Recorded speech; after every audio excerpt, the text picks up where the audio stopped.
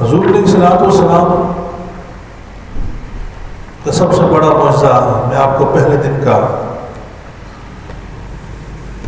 کہ آپ کی والدہ یہ فرماتی ہیں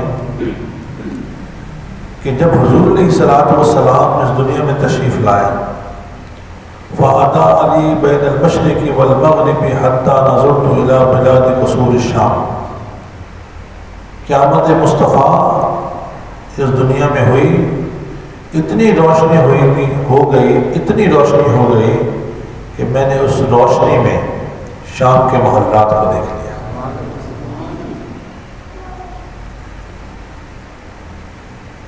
یعنی حضور علیہ الصلوۃ والسلام دنیا میں تشریف لاتے ہیں، اور حضور علیہ الصلوۃ والسلام رات کے وقت اگر تبسم بھی فرماتے تھے تو دانے مبارک سے ایسی روشنی نکلتی تھی کہ اگر سوئی بھی گم ہو جاتی تھی تو وہ بھی اس سے مل جایا کرتی تھی، اس روشنی سے۔ حضرت حلیمہ سعدیہ جب آپ کو لے کر گئی تو آپ کے جو حجرہ مبارک تھا اس میں رات بھر روشنی رہتی، تو باقی جو خواتین تھیں انہوں نے کہا کہ یہ تو یہاں کا دستور نہیں کہ رات بھر روشنی رہے، کہ سوتے ہوئے روشنی جو چراغ جو ہے وہ گل کر دیے جاتے تھے تاکہ تیل کو بچایا جا سکے۔ تو بدائی حلیمہ کے پاس آئیں کہ لگتا ہے جو شہزادہ تم لے کر آئی ہو بڑے امیر گھرانے سے ہے، انہوں نے لگتا ہے بہت مال دے دیا ہے کہ جس کے بعد تمہارے گھر میں تیل اتنا آ گیا ہے کہ تم چراغ گل نہیں کرتی۔ تو حضرت حلیمہ سعدیہ نے کہا کوئی چراغ نہیں جلتا، آمنہ کے لال کا مکھڑا چمکتا ہے۔ چہرہ مصطفیٰ اتنا دمکتا ہے کہ اس سے ہر طرف روشنی ہی روشنی ہو جاتی ہے، یہ چہرہ مصطفیٰ کی روشنی ہے۔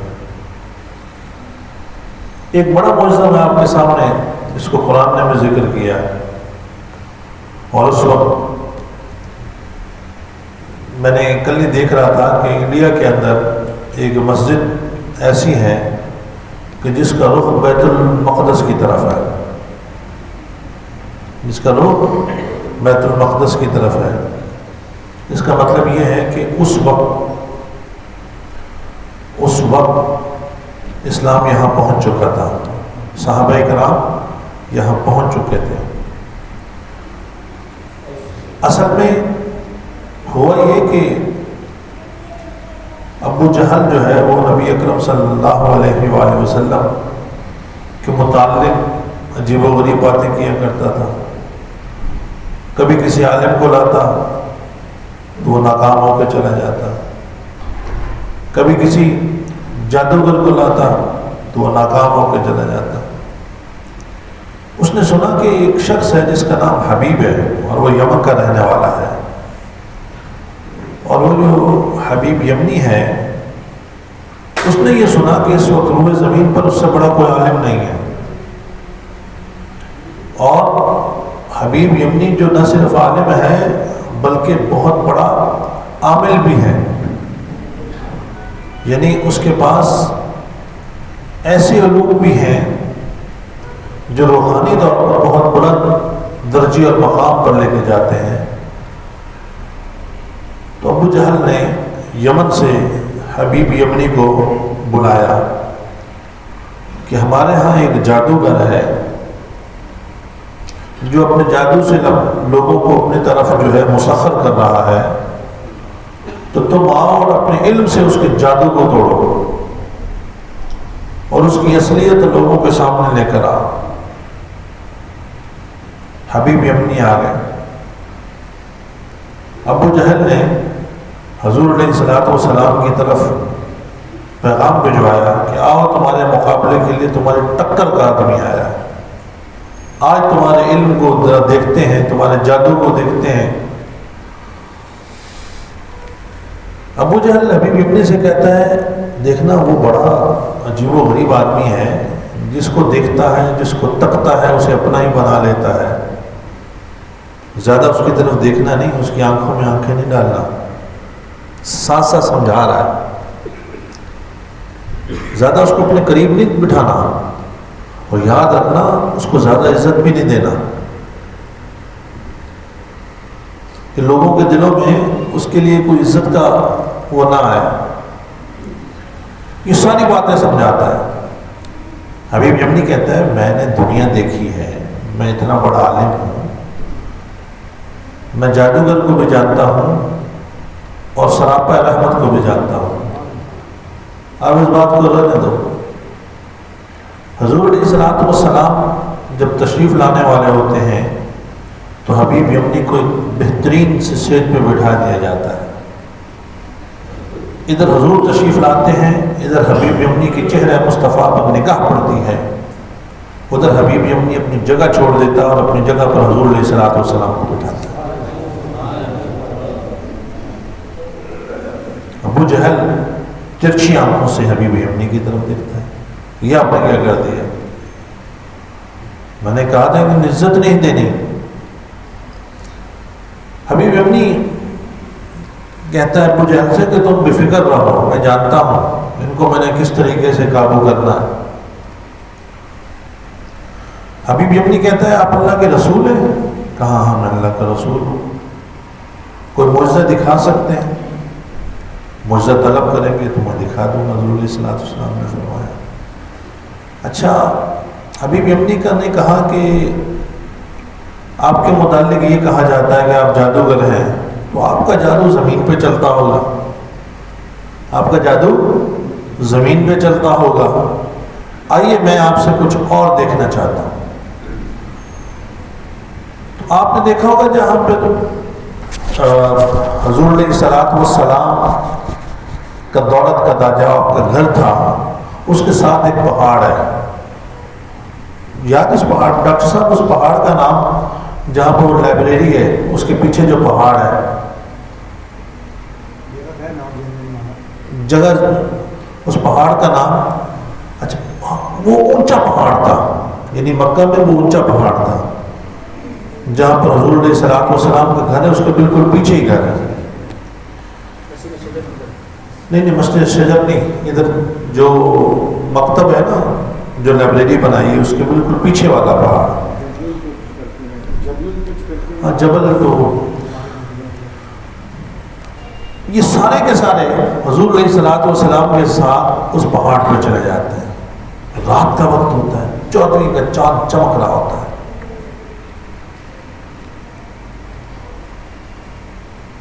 ابو جہل ساتھ ہے کہ پتہ نہیں کیا بات ہونے والی ہے۔ حبیب یمنی کہتا ہے کہ اگر آپ اللہ کے رسول ہیں اور سچے رسول ہیں تو وہ چاند ہے اور اس چاند کو 2 ٹکڑے کر دیجیے۔ حبیب یمنی کو اس سے پہلے کیا پتا تھا کہ اس آقا کی شان کیا ہے کہ اپنے جھولے میں انگلی سے جدھر اشارے ہوتے ہیں چاند ادھر ہی جایا کرتا تھا۔ یہ تو وہ آقا ہے کہ جو اپنے جھولے کے اندر چاند کے ساتھ کھیلا کرتے تھے، اور چاند ان کے اشارے پر کبھی مشرق میں جاتا تھا کبھی مغرب میں جاتا تھا۔ حضور علیہ السلام نے فرمایا کیا تم چاہتے ہو؟ کہا کہ میں یہ چاہتا ہوں چاند 2 ٹکڑے ہوں۔ حضور علیہ السلام نے اپنی دست مبارک بلند کی، شہادت کی انگلی نکالی، حضور نے یوں کیا، چاند 2 ٹکڑے ہو گیا۔ حبیب یمنی کہتا ہے کہ اے محمد صلی اللہ علیہ وسلم اب اس ایک ٹکڑے کو مشرق کی طرف بھیجا دیجیے، دوسرے ٹکڑے کو مغرب کی طرف۔ دست مبارک ہلتا ہے، ایک ٹکڑا مشرق کی طرف چلا جاتا ہے، ایک مغرب کی طرف چلا جاتا ہے۔ جو میں نے بات شروع میں کہی تھی نا کہ اس وقت یہاں پر انڈیا کے اندر وہ مسجد بنی ہوئی ہے جس کا رخ بیت المقدس کی طرف ہے، اس وقت یہاں کے لوگوں نے یہ سارا منظر دیکھا، جو یہاں کا مہاراجا تھا اس نے کہا کہ یہ کیا بات ہے کہ چاند 2 ٹکڑے ہو گیا، کہیں یہ وہ شخصیت تو نہیں آ گئی کہ جو آخری نبی ہے، نبی آخر الزمان، کہیں وہ تو تشریف نہیں لیا ہے۔ کیونکہ حضور کی آمد کے چرچے تو تمام پہلی کتابوں میں تھے. اس وقت اس نے فوری طور پر ایک لشکر حضور علیہ الصلوۃ والسلام کی طرف بھیجا. یہ چاند جب 2 ٹکڑے ہوتے ہیں، اور حضور علیہ الصلوۃ والسلام کی بارگاہ میں تحائف تحائف بھیجے. اس وقت اسلام، اس کے بعد صحابہ کرام یہاں آئے اور اسلام یہاں پھیلا. اب میں واپس چلتا ہوں اس منظر کی طرف. چاند کا ایک ٹکڑا مشرق کی طرف ہے، ایک مغرب کی طرف ہے. ابو جہل اور جتنے لوگ ساتھ ہیں وہ حیران کہ یہ کیا منظر. حبیب یمنی کہتا ہے اب آپ ان کو جوڑ دیجئے. حضور علیہ الصلوۃ والسلام نے یہ اپنی دونوں انگلیوں کو یوں ملایا، ان انگلیوں کو یوں ملنا تھا کہ چاند دوبارہ سے جڑ گیا. ادھر چاند کا جڑنا تھا، ادھر حبیب یمنی کا حضور کے قدموں پر گرنا تھا. ادھر قدموں پہ گرے، ابو جہل کھینچتا رہ گیا کہ یہ کیا کر رہے ہیں. حبیب یمنی قدموں پہ گرتا ہے، حضور کے قدموں کو چومتا ہے اور کہتا ہے یا رسول اللہ مجھے بھی اپنی غلامی میں قبول کر لیجئے، مجھے بھی اپنی غلامی میں قبول کر لیجئے.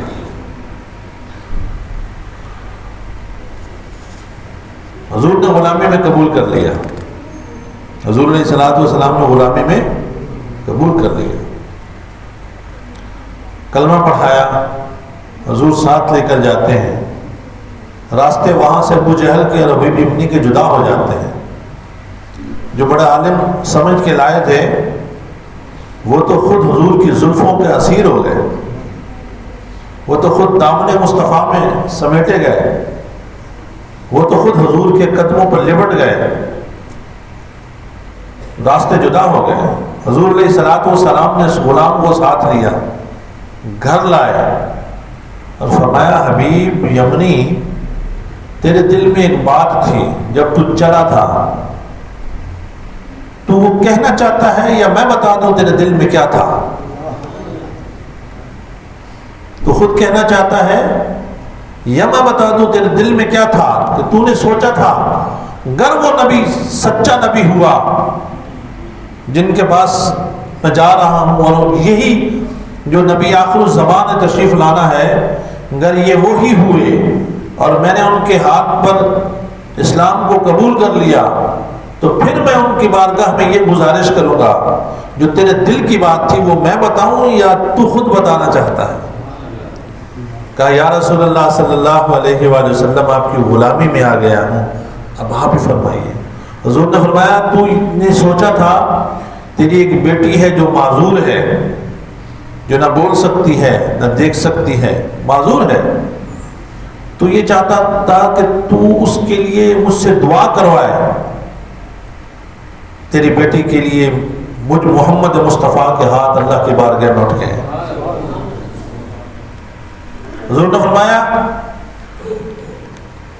کہ اب کیا چاہتا ہے؟ یا رسول اللہ صلی اللہ علیہ وسلم میں فوراً گھر جانا چاہتا ہوں اور اس منظر کو دیکھنا چاہتا ہوں اپنی بیٹی کو کہ دست مصطفیٰ اس کے رب کی بارگاہ میں اٹھا ہے تو کیا ہوتا ہے؟ حضور نے فرمایا نہیں، ذرا رک جاؤ. اب جب اسلام کو قبول کر لیا تو اسلام کے احکامات کو ذرا سمجھو، کچھ دنوں تعلیم حاصل کرو، اور پھر یہاں سے نکل کر جب اپنے علاقے میں جاؤ تو وہاں کے لوگوں کو اسلام کی تبلیغ کرو. کچھ دنوں کے لیے رکے. اب دل میں ایک ہلچل سی ہے کہ میری بیٹی کا کیا حال ہے. گھر جاتے ہیں، دروازہ کھٹکھٹاتے ہیں. دروازہ کھولنے کے لیے جو آتی ہے وہی بیٹی آتی ہے، وہی بیٹی ہوتی ہے. کہا بیٹی تو ٹھیک؟ ہاں ابا جی، ایک شخصیت اس شکل و صورت کی تھی، فلاں وقت تھا، وہ آئے اور انہوں نے میرے جسم پر ہاتھ پھیرا، میرے رب نے مجھے ٹھیک کر دیا. یہ تو میں آپ کو حضور علیہ الصلوۃ والسلام کی حیات طیبہ کی بات بتا رہا ہوں. آپ نے قصیدہ بردہ شریف سنا ہوگا، مولا صلی وسلم دائما ابدا علی حبیبک خیر الخلق کلہم. پوری دنیا میں پڑھا جاتا ہے یہ قصیدہ بردہ شریف. اچھا بردہ کسے کہتے ہیں؟ بردہ چادر کو کہتے ہیں. قصیدہ بردہ، یہ جو یمنی چادر تھی نا حضور علیہ الصلوۃ والسلام، اس چادر کو بردہ کہتے ہیں. تو یہ قصیدہ چادر کیسے ہو گیا قصیدہ بردہ؟ علامہ شرف الدین بصیری رحمۃ اللہ تعالی علیہ بادشاہوں کے قصیدے لکھا کرتے تھے، بڑے بڑے بادشاہوں کے قصیدے لکھا کرتے تھے. بیمار ہو گئے، ان بادشاہوں نے حال تک نہ پوچھا، خبر تک نہ لی.